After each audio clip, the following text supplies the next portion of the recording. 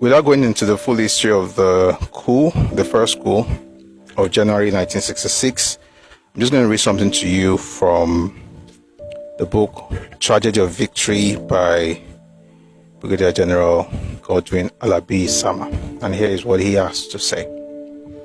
So, just a little intro.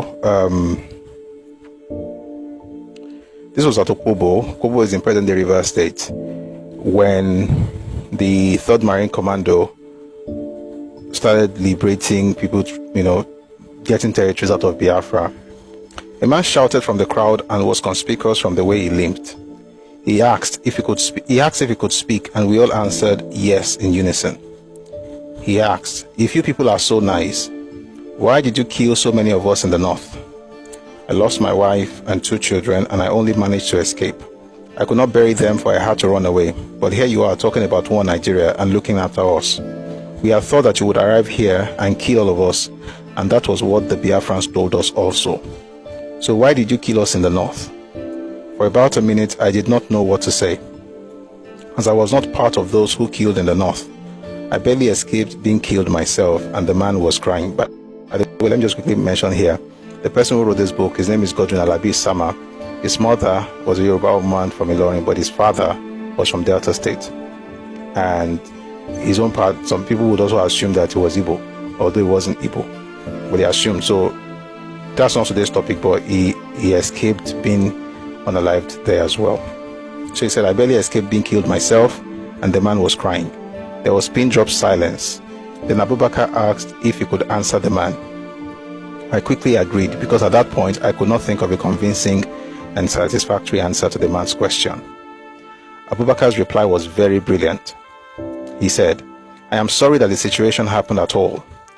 It could have been avoided. Even the war itself could have been avoided. The first coup killed all our Hausa leaders and military officers. I am a Hausa man.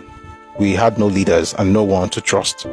We had no one to talk to us about what was going on in the country. Since we were leaderless, everyone was to himself.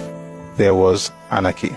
Now, please listen to what I'm about to read, because it's going to link us to the book by Shehu Shagari. And here's what he has to say. He says, "To make matters worse, the Igbos were jubilating and dancing in the markets in Kaduna and Kano, brandishing cutlasses, holding Dane guns.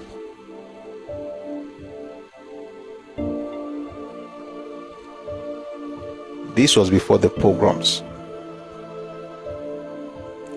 There was a lot of jubilation and a lot of defiance.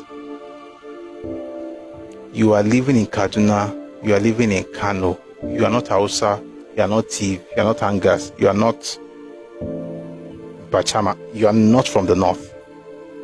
You are far from home. Another person's land, you now carry cutlass, say, 'We don't win. We did it.'" And they said those words, and I will read something to you from Shehu Shagari. "Your brandishing cutlasses, carrying them guns, jubilating and dancing in the market. Meanwhile, you are in the same town where the leader was unalived by one of your own, at least based on ethnicity." Cultural awareness is foreign to some people, like emotional intelligence. Like, you don't understand that what happened right now, the leader of these people have been unalived by somebody from my ethnic region. I can't carry cutlass. They shout for street, say we don't win. The Pogroms were terrible. They should never have happened, but understand what led to them. It was this thing and Decree 34. In fact, there were 3 things. After Anansi became head, he didn't do anything about the killers. He didn't even go to the north at first. He even asked that the Sultan travel to meet him in Lagos. At this point, let me read something to you from the other book. This book is called Beckon to Serve, and it's by Shehu Shagari. It says, "In the meantime, another issue had cropped up on my return to Sokoto. Major General Ironsi invited the Sultan, Sir Abubakar III, to Lagos for consultation. The Sultan consulted his traditional cabinet. We reasoned that acceptance of that invitation might be misconstrued as a tacit support for Iran's increasingly disagreeable conduct of public affairs. Accordingly, we advised the Sultan to convey an explanation disobliging the request. A man of wide sympathies, the Sultan rejected our conclusion, recalling that he had once visited Lagos in February of 1945 at the instance of Sir Arthur Richards, the British colonial governor. So he was even more inclined to accept the same invitation from a Nigerian head of state. It was a day-long visit on 12 March 1966, during which the Sultan delivered a reassuring speech to troops, many of them Northerners. Major General Ironsi was happy to have the Sultan in Lagos, for he was trying to stem the gathering tide of Northern discontent. But Ironsi's task was not helped by the behavior of Igbo residents in the north. Since his assuming power, many of them had been loudly proclaiming the regime to be theirs, and even making a virtue of the January coup killings. This attitude quickly spread from offices and public institutions to places like model terminals and markets.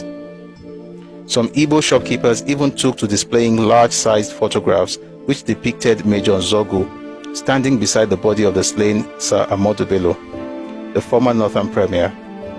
The Igbo people would draw the attention of Northerners to the photographs and say of Nzogu, Chinemaganinko, in Hausa, he is the one who can knock sense into you.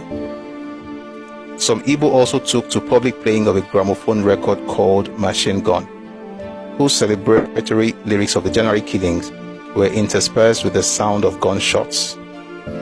Such unwarranted provocations naturally exacerbated the unease between Northerners and the Igbo. What you hear in Nigeria's history is the effect. We don't hear about the causes. So when you hear about hate, they hate me, sometimes you ask, what have you done?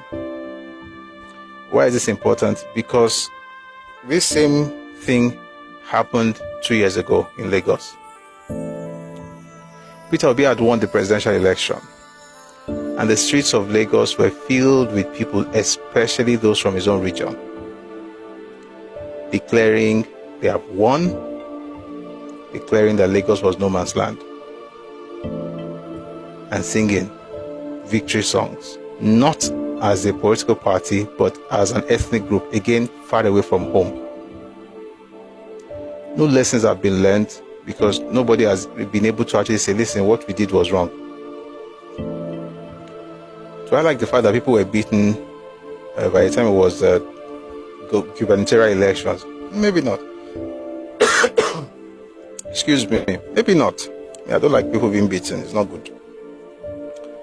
But you see, you can't go around acting like a child and demand to be treated like an elder. It's very childish. I'm just saying that there is a penchant for getting people to join a particular thing a particular group of people based on victimhood, suffering, based on, oh, we've suffered and all of those things. And as much as I empathize with your suffering, my real question is there a way to ensure that this doesn't happen again? Because if it is happening in Lagos, it's happening in Akure, it's happening in Sokoto, it's happening in Kaduna, it's happening in Ghana, it's happening in South Africa, it's happening in Indonesia, it's happening in Pakistan, it's happening in India. Are you telling me that all these people had a meeting happening in Dubai, in Qatar? So all these people had a meeting in Mozambique.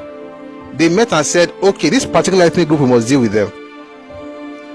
Is there not something else that we should be talking about? In Malaysia, like, it's everywhere. Do you not see a cultural issue? And guess what? If you don't want to change it, that's fine. I'm just telling you about people that don't let anybody gaslight you with you are hated. It's not hatred. It's reaction. And it's a bad reaction, to be clear. It's not good reaction. It is bad. But there is no way you are going to expect people to stop acting a certain way if you don't change your actions towards them. It's just basic common sense. It's called the law of cause and effect.